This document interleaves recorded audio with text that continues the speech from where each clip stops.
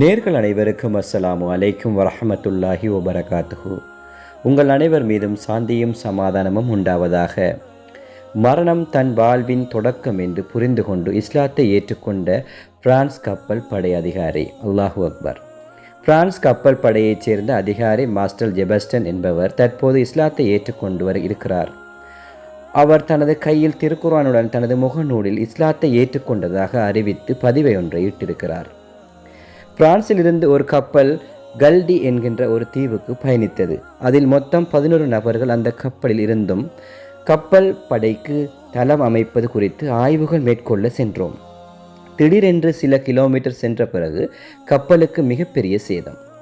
பாறையில் இருந்த பகுதியில் கப்பல் சென்றுவிட்டது. நாங்கள் அனைவரும் நடுக்கடலை தத்தளித்த நிலையில் கப்பல் மிகப்பெரிய ஆபத்தான நிலைக்கு சென்றது. எங்கள் அனைவருக்கும் நீச்சல் தெரியும். இருந்தும் எங்கள் கையில் பாதுகாப்பு உபகரணங்கள் அனைத்தும் இருந்தன. மேலும் நாங்கள் தகவல் கொடுத்தால் பிரான்சில் உள்ள அதிகாரிகள் எங்களை காப்பாற்றுவதற்கு வருவார்கள். ஆனாலும் எங்கள் மனதில் ஒரு பயம் இருந்தது. இந்த நிலையிலேயே எங்களுக்கு மரணம் வந்துவிடுமோ என்ற ஒரு அச்சமும் எங்களிடம் காணப்பட்டது. எங்களுடன் வந்த சக அதிகாரி ஒருவர் முஸ்லிம். அவர் கையில் ஓர் புத்தகம் ஒன்று வைத்துக்கொண்டு படித்து கொண்டிருந்தார்.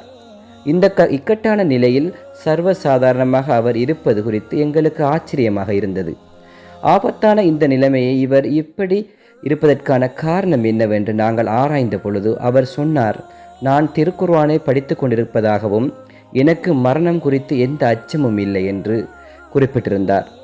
மரணம் வாழ்க்கை ஒரு தொடக்கம் என்று இறைவன் கூறியிருக்கின்றான் என்று அவர் குறிப்பிட்டிருந்தார். மறுமையில்தான் வாழ்க்கை ஆரம்பமாக என்று அவர் கூறினார். இந்த முஸ்லிம் நபர் கூறிய விடயம் எனக்கு அதிகமான ஆச்சரியத்தை தந்தது.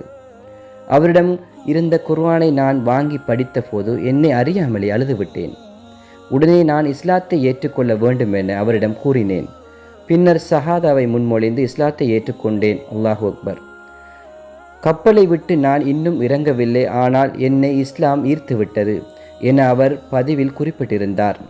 எனவேதான் சகோதர சகோதரிகளே, அல் குர்ஆனை வைத்து அல்லாஹ் எத்தனை பேரைத்தான் இஸ்லாத்தை ஏற்றுக்கொள்ள வைத்திருக்கின்றான். மாஷா அல்லாஹ்.